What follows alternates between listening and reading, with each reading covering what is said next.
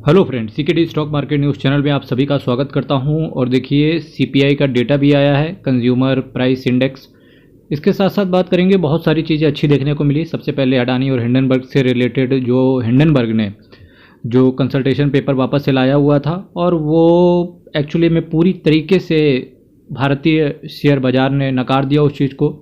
Indian stock market actually इस समय नई दिशा की तरफ आगे बढ़ रहा है, जहाँ पर सिर्फ एज अ रिटेल इन्वेस्टर उसके दिमाग में जो आता है वो वैसा काम कर रहा है। एक्चुअली में क्या है कि भारतीय स्टॉक मार्केट के अंदर जो नए निवेशक, जो नए नए इन्वेस्टर मार्केट के अंदर आ रहे हैं, बहुत ही ज़्यादा सूझबूझ के साथ इन्वेस्टिंग भी कर रहे हैं।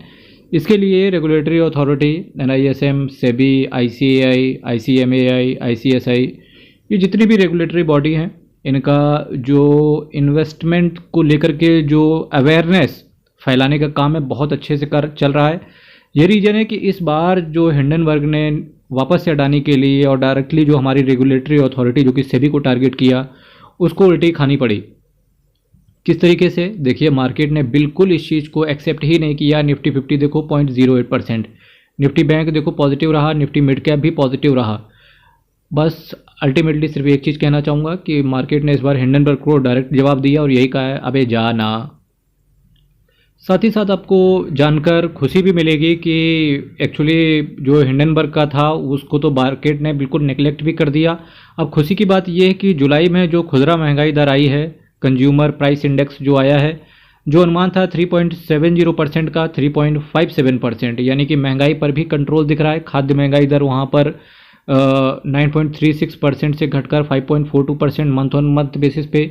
ग्रामीण जो गांव वगैरह की, जो रूरल एरिया की जो महंगाई इन्फ्लेशन है, वहाँ भी बढ़त देखने को मिल रही है, यानी कि घटता हुआ देखने को मिल रहा है। शहरी महंगाई दर भी घटा है, करीब करीब 50% के आसपास।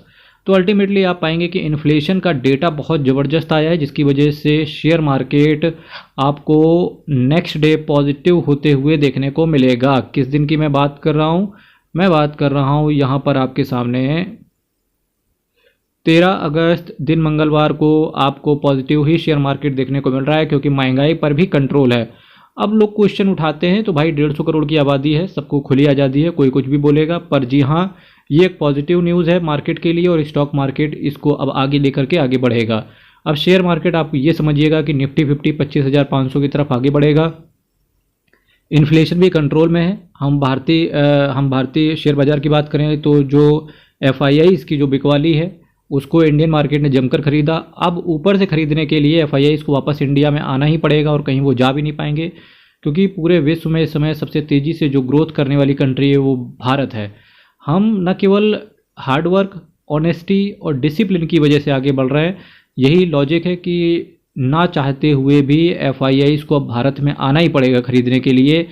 और यहाँ पर आपकी नज़र कुछ बेहतरीन से म्यूचुअल फंड्स पर होनी चाहिए। चलिए वहीं पर बात करते हैं। चल, अब देखिए, यहाँ पर जो थीम बेस्ड कैटेगरी के म्यूचुअल फंड्स होते हैं, जब शेयर मार्केट पॉजिटिव आने के लिए आगे बढ़ेगा, जो दो थीम बेस्ड कैटेगरी के म्यूचुअल फंड्स होते हैं, जैसे कंज्यूमर फंड्स हो गया, फार्मास्यूटिकल सेक्टर से रिलेटेड फंड हो गया, इंफ्रास्ट्रक्चर फंड हो गया, उनमें थोड़ा सा आपको बैकफुट पर नज़र आ सकते हैं। पर जी हाँ, जो इस समय कैटेगरी बेस्ड म्यूचुअल फंड है, उनमें बेहतरीन बढ़त देखने को मिलेगी, जहाँ पर जैसे टाटा स्मॉल कैप हो गया, SBI मिड कैप हो गया, क्वांट का एक्टिव फंड हो गया, फ्रैंकलिन बिल्ड इंडिया फंड हो गया, HDFC मिड कैप हो गया, क्वांट का लार्ज कैप हो गया, HDFC का इंडेक्स फंड हो गया, टाटा का डिजिटल इंडिया फंड हो गया, SBI का ब्लू चिप फंड हो गया, HDFC का इंडेक्स, ICICI प्रूडेंशियल का balance advantage fund, Mahindra Manulife का मल्टी कैप फंड हो गया।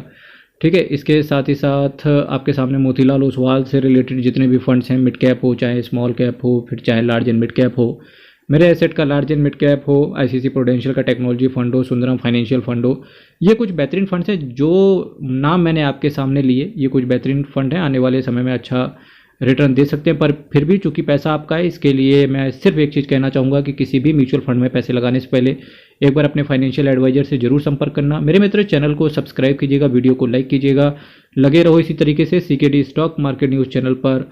आपके साथ जुड़े रहने के लिए दिल से आभार व्यक्त करता हूँ। यहीं से विदा लेंगे। हर हर महादेव। बहुत बहुत धन्यवाद।